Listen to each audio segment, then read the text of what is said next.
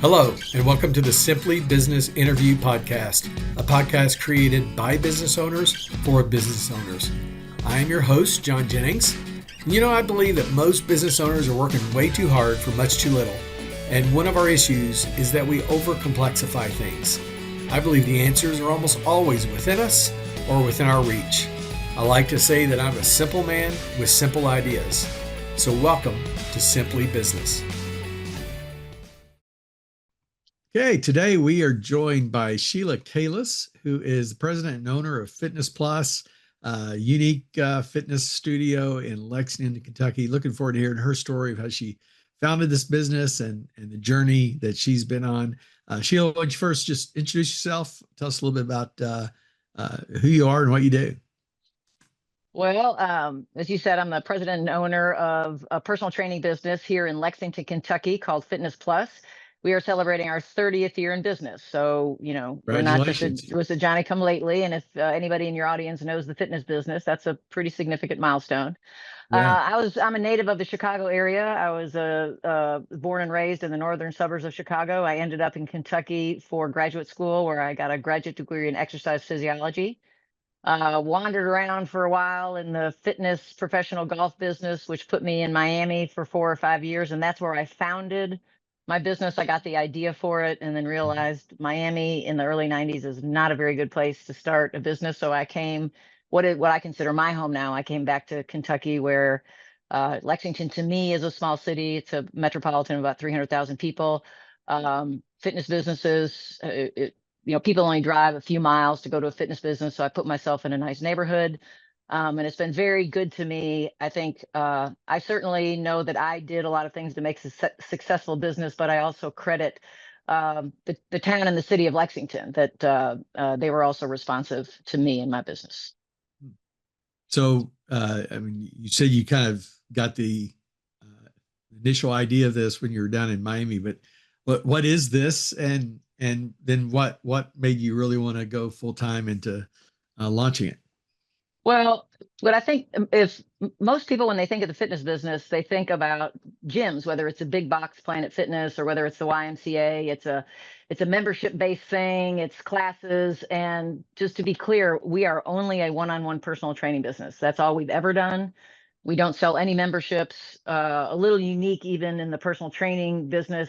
We don't sell any packages of training. So it's different. And 30 years ago, there was not the boutique fitness world that we have today. Now in most towns, you can go to the yoga studio, Pilates studio, the personal training studio. But back in the 90s, that was not there. But what I found is that as someone with a master's degree in exercise physiology, I think, fairly intelligent, know a lot about the body. I was working side by side by big muscly trainers that had no education, just a lot of protein shakes and a lot of bench pressing. And I started talking to some other of my higher educated friends. And we're tired of being disrespected. I mean, if you go back and then watch any movie that has a personal trainer in it, they're portrayed usually as a very dumb person, musclehead, and they're usually having an affair with one of their clients. And so I think I've seen that movie. Yeah. You mentioned it. So the business was not born from a place where I and my friends wanted to help people get fit. I wanted to help build a business where people like myself would be respected, have a professional environment, make a professional wage. And as a consequence of that, we helped a lot of people get healthy and fit. But the impetus was to give more meaning and respect to my profession and my career. And that's where the idea and the design of the business came from. Interesting. So so you weren't as much targeting the customer as you were targeting the team member. The professional. So a good friend of mine said, if you write a good mission statement for your business and you put it in your desk drawer, if you pull it out 20 years later or 30 years later, that should still be relevant. And so my mission statement was to give highly educated professionals an opportunity to work in a professional environment, to earn a professional wage, and to be respected in their profession. And that's still my mission today. And if you give educated people that framework and you pay them well and you give them that environment, they create great relationships. They build their own great business, and you just kind of have to stand back and let them do their thing. So Yeah. that's where I come from. And also it takes my personality out of it as far as what I think you need to do to be healthy. A lot of fitness business owners, they're very controlling. They're not laissez-faire owners or managers. They say, this is the way we're going to train. This is the workouts we're going to do. We're all going to be little robots, and you're all, and they're very egocentric. We're all going to train like me. I remove that. I say, hey, you're educated. You train the people the way you want to train them. And then that also gives me a variety of staff. Someone that came from the physical therapy. I was a professional triathlete and golfer. I've different people. We have a big Toyota manufacturing plant here, and they have a huge fitness center. And that's a very good feeding ground for me, because Toyota gets them right out of college, but pays for a lot of continuing education. But they work with people with injuries. They rehab them back. So it's not. I didn't have to put my ego in it and want to make a bunch of little Sheila Kalas robots. That's I mean, there's several things there. One is it's kind of like the servant leader model, right? Where 100%. That's exactly what I would say. That if you take care of your, if you're the leader of an organization and you take care of the people who report to you, and they take care of the people who report to them, and so on, to eventually get to the people who take care of the customer, it'll all work. It doesn't always work. It's a beautiful concept. I believe in it. But it breaks down a lot when you have too many levels in there. You got one level. So you're serving them, they're serving your client. Well, but also I'm in the service business. So whether it's your lawyer, your doctor, your hairdresser, your massage therapist, or your trainer, they move around, right? Yeah. So when somebody comes to me and I tell them that I practice servant leadership, that I'm going to get you to the highest level that I can get you, even if that means you're going to leave me. And then I get to that point. Most people don't leave me because they're disgruntled. They've gotten to where they feel like they're ready to open their own business. Oh, wow. And that's a whole other thing of how I had to figure out how to not have that hurt me. Yeah. And we can talk about that later, as far as how that's kind of more the operations of my business, because I don't have turnover very often. But when I do, I've created a model in my business agreement that makes people really think about leaving, but it doesn't hurt me as much financially. Because that's when people get mad. I don't know if you've ever had your barber go to another shop, but if you call the old place where they work, they're like, oh, we don't know what happened to him or her. They don't exist anymore. Yeah. It gets really ugly really fast. And I didn't want to be a part of that either. Yeah. That's interesting. Yeah, there's similarities. I'm a coach, business and leadership coach, and I'm part of an organization. When I went into this 7 years ago, I looked at some models that were like, here's our coaching model. You follow it.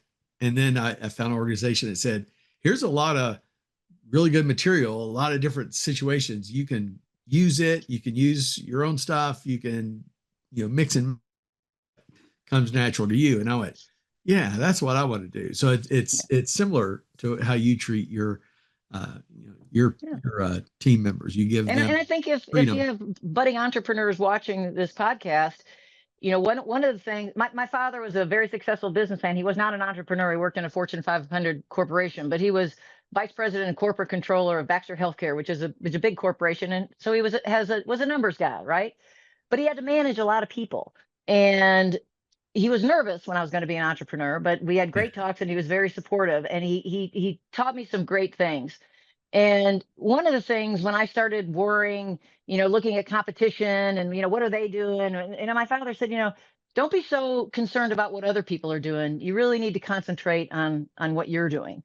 So if you're an entrepreneur getting ready to go into business, yes, do your research and pay attention, but don't let all the noise. You want to be aware of what's going on, but don't focus on your competition across the street. Focus on what you are doing internally in your business and how you can be successful, and the rest will take care of itself. And there's a lot more peace of mind acting that way too. I know my first year, I probably spent way too much time worrying about what other coaches were doing instead of just focusing on what I wanted to do. Yeah. And I think some of that is maturity, whether maturity in, your coaching business or maturity in years. I as a managerial style in my 20s, I was a screamer when somebody did something wrong. I can't believe you did that. Oh my God.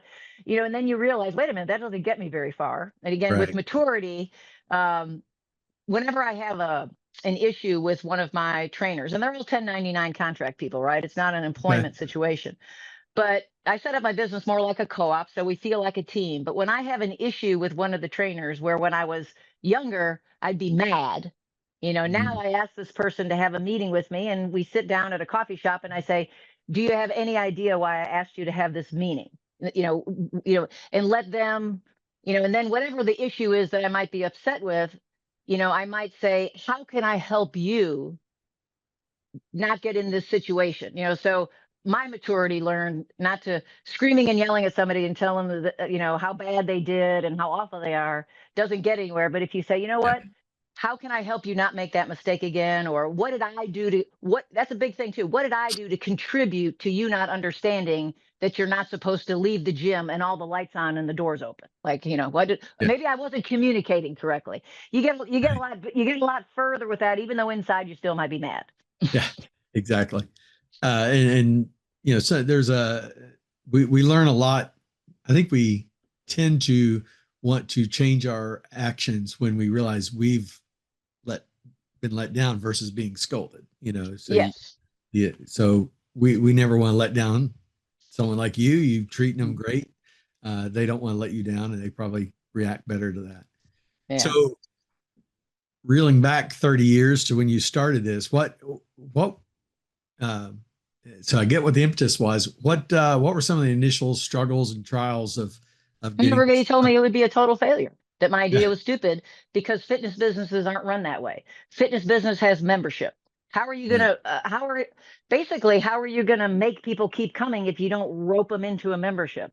How are yeah, you going to make sure they keep training unless you sell them packages of sessions? I mean, Sheila, people don't like exercise. They're not just going to come, yeah, So I think one of the when you're young, I look back now, I'm 62 years old, and I think, oh, I must have been brave. No, you're just too young to really know that you shouldn't, be doing this. So yeah, everybody told me it wouldn't work, and I did it anyway. So I don't yeah, know if that was luck or bravery or stupidity or a mixture of all the, but I did make sure that so I wanted to go ahead with my model. I believed that you didn't have to fool people and you didn't have to rope them into these memberships. And I got together with my first few friends that we decided they were going to come with me if I open this. And I said, if we create value in this service, if the consumer sees value, they will come back. And if they don't see value, why would we want to force them to come back because they right. prepaid packages? So they bought in, but we all just kind of got out of graduate school and we were very optimistic. It was a very hard concept to get. Like when I first started marketing and advertising, nobody in advertising, they all thought they knew fitness, and they'd say, yeah, we'll do this ad with this really skinny girl and put like a ribbon around her waist, and like this is a great Valentine's Day present, or how about this headline, what aren't you going to look great in your skinny jeans? Like they weren't, nobody understood, and they didn't understand anything, so those were hard. So I had to do a lot of that Yeah, on my own and kind of get the message of my business across, and even to a customer that walked in the door. Back in the late 90s and early 2000s, you still had to explain, no, you don't have to buy a membership here. We don't. yeah, So it was and let's not forget, I'll tell your audience, for the first 10 years I ran my business, I didn't have a facility. I only did in-home training. oh wow, Uh, and because I was too afraid to risk the capital expenditure, leasing, I yeah, didn't know anything about it. I kind of thought personal training might be a fad. I mean, this is 98, 99, mhm, nobody was going to school to be a personal trainer then, you yeah. know. Uh, so yeah, I think, you know, So when setting you up were doing the that in home, model. was it still just you, or did you have a few people I on your had a team? few people, and then again, everybody'd say, "Well, how do you know they're not taking money behind your back? And how do you know they're?" And I said, "Well, if I give Johnny the trainer Mrs. Smith to train, and he's supposed to give me a commission, right? He's supposed to report that he trained Mrs. Smith, and I take my cut. And if he lies to me, well, that could happen, but he's only going to do that one time because then Yeah, he's going to be gone, So, but." creating a nice work environment. And it was harder that way. But again, that was when I was young and dumb and had a lot of energy, and I did it anyway. Uh, and when I opened my first facility, again, I was very, I would give young entrepreneurs advice. I mean, maybe you have a lot of collateral, maybe you have rich parents, and you can go to a bank and get a $500,000, $1 million, $2 million loan. But if you're a little worried about overextending yourself on overhead, what I did is I first started with very little overhead, working with people in homes. But the first facility I worked in, I went to it was a tennis club. Tennis was still popular, not pickleball, but tennis. And they had a fitness center that was just sitting there empty. And so I just walked in and I said, I'd like to train my people here. I'll put some money into your facility. Like, I put up some mirrors, and I bought a couple machines. I put nice towels. I made the bathrooms a little better. And I told this person that I would give them 10% of my gross revenue every month. And so 10% of nothing is nothing. 10% of 1,000 is, so 10% of whatever I could afford. And then when I started doing $30,000 or $40,000 a month out of this facility, I realized, I can rent a space cheaper than what I'm giving this guy. But that's how I stair-stepped it, because I think not staying up all night worrying about finances. And we all drive down Main Street and we see that somebody just opened the Scotch tape store and they put all their money in it. And we think, well, that's just the silliest idea I've ever seen. And we drive by 6 months later and it has brown paper on it and it's closed. And we smile and might giggle, but that family's crushed. They took out a loan, and they're not. So I don't want, if I could spare entrepreneurs from biting off more than they can chew, so then you're living on credit cards. And I know 1 out of every 2 million stories, they talk about it and it's a miracle and you end up being a multimillionaire. But for a lot of people, they fail. So, look at the numbers, start with something that you can swallow. Restaurant owners and gym owners and hair salon owners are notorious for wanting their places to be the most expensive looking and the nicest. It doesn't have to be. I'm a very successful personal training business. I don't even buy new treadmills. I buy used ones that come off of leases that are in apartment complexes. So they're 50% of the cost. They don't have any miles on them, and I save a lot of money. There's a lot of wisdom in all you said there, and I think if you could boil it down, it's that phrase, don't get out over your skis, right? You don't get out over your skis. You just have to take it one step at a time, and that's really hard for younger entrepreneurs. I mean, Gen Z and millennials in particular, I mean, they think swipe left, swipe right, it just takes a minute, and isn't there an app for that? And I'll just, become... Well, what I would say on that level, and one of the pieces of advice that I believe very strongly in, is every business person needs the facilities of a bank, right? We're going to make deposits and we might have loans, we might need a line of credit. But what I would say to every entrepreneur out there, if you are going to open and run a small business, you need more than a bank. You need a banker. You need a person that you have a relationship with, that you can pick up the phone and talk to the CEO of your bank. And that means entrepreneurs should look at small neighborhood banks, bank and trust. You do not want, I don't want to disparage any of the big names, but the big name banks will not see you as a person. Okay. You want someone in your town. And when I moved everything from one of the huge banks in 2010 to the small bank, I make a mistake on a deposit, I get to email my teller. I still like to go to the bank. That's just me, because I'm almost a baby boomer millennial, but I don't wait in line at the bank. All the tellers know me when there's a mistake. And when COVID hit, I was the first PPP loan processed because I could pick up the phone.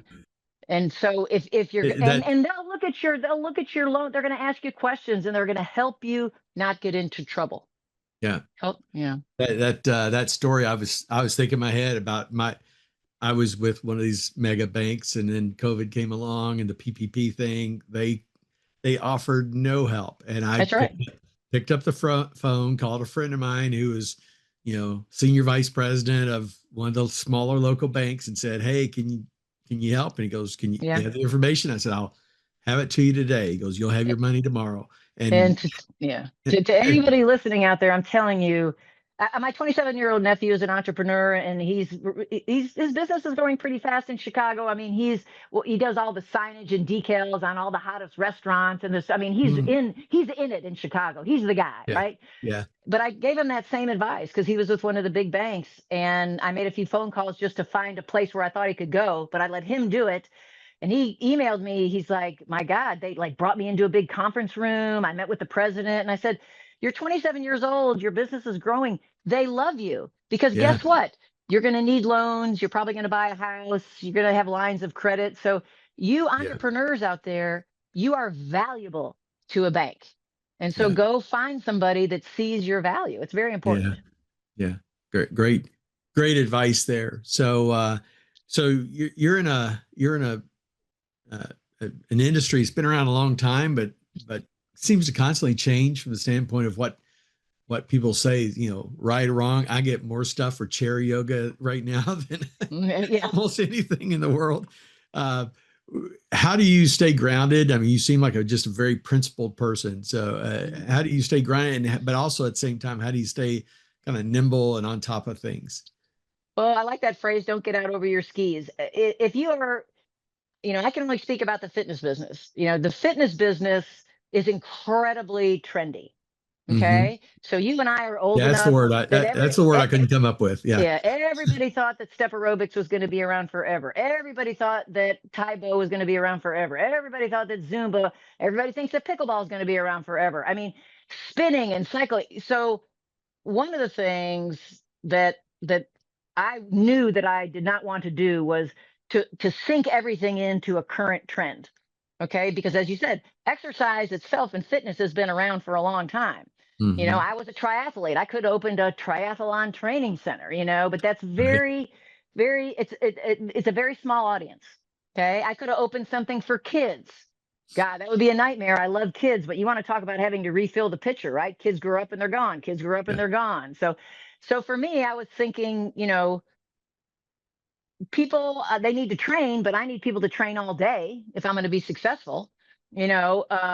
If I do kind of general exercise and don't try to pinhole myself like we're weight loss or we're performance. So what that ended up is it pushed me. Took me a little while to get there, but I always went for a more mature audience. And then in 2011, I met somebody that developed a program called Strong Over 50. And I was Mm. so impressed with his program. And what he said to me is like, Sheila, who doesn't want to be strong over 50? And with the aging baby boomers, I thought, you know what? That I'm not going to do a particular type of exercise, but then I did really go all in and labeled myself as a strong over 50 facility. Mm. So that changed, right? 2011. I'm already 10 plus years in my business, 15 years. So I I narrowed my audience some, but not enough where I pinholed myself. But I also separated myself from the competition completely Mm. because fitness, if you watch television, it's all marketed to 20 to 40-year olds. Yeah. 20 to 40-year olds are usually working. They usually have mortgage payments, car payments, saving for college. They might have kids. They got saving for retirement. Personal training is disposable income. Our average client gets a bill anywhere from $200 to $800 a month. So, who is your audience that has that kind of disposable income consistently? And to me, it was a more mature crowd. Who's going to train at 2 in the afternoon? Who's going to Right. train at 11 in the morning? So I don't know why I don't have more competition. And let me tell you, those customers pay their bills. Yeah. You don't have checks bouncing, you don't have excuses, and they're also incredibly grateful. So I did some changing over the years. Um, you know, Nimble to me kind of means in my business, I mean, it sounds silly, but you kind of have to keep up with prices. You have to be aware, like what's Mhm. the going rate, and maybe some significant changes in broad concepts of equipment. I mean, I would say I still read the journals. I still Yeah. read the fitness journals. I listen to podcasts. I don't do it as much as when I was younger. I ask some of my younger people, sometimes I might pay them. Like I just paid one of my trainers. I said, I'll pay you X amount per hour, and I want you to call all the personal training businesses in Lexington and let's find out what everybody's charging. Mhm. I never wanted to be the most expensive, but I certainly don't want to be the cheapest. Yeah. So I may do things like that. Yeah. Cool. But I So don't do things like change my logo. Don't change your logo. Whatever it is, leave it alone. yeah. Just Well, and you hit on a good name and logo early, which yes. that I'd say a lot of people make the mistake of poor naming or poor logos early, and then they feel forced to it. And it's always when do you want to do that? At what I point? mean, I feel so bad when I say a young person name their business that highlights the location where they're living now. Oh Lexington yeah, Fitness. And then they move to Georgia, yeah, you know, or based on the college, we're the Kentucky Wildcat Fitness. Well, then you move to Louisville and it's Louisville Cardinals. I mean, yeah. you do have to think a little bit about a name. Fitness plus what? Plus whatever the hell else I have to do to make money. That's where my name came from because I didn't know fitness was going to be it. Yeah. Fitness plus power washing. I don't know. Yeah. What am I going to do? In my mind, I always think like A plus. Plus is better than just Right. an A, right? That's And so right. that's It's a little bit better. that was the that's kind of what comes out to me whenever anybody puts plus on it. It's like Yeah. whatever you Just a think of little that, better. just a little better, Just a little better. Yeah. So this has been great, and man, there's so many parallels in what we do. I wish I had half the golf game you do, because you told me what you scored this morning, and I'm jealous. I've maybe shot close to that once or twice, but what's next for you? I mean, you're 30 years in. You get 30 more years of this. You gonna Well, I think every entrepreneur dreams that you can get to a point where you can enact an exit strategy. So I yeah, certainly think once you have a business that you realize is successful, it's never too early to at least start thinking about an exit strategy. So I am there. yeah, My business throws off a pretty good amount of passive income at this stage. I've got a dozen trainers. My commission is about 35%. And so, sitting here, I'm making money, right? So yeah, I've been able to drop my training to what I call kind of semi-retired. So, for me, I'm in no rush to try to sell the business, but I have pegged a couple trainers that work for me that are younger, that have the skill set, and I have talked to them about that to the point where I know that at least I have some interest.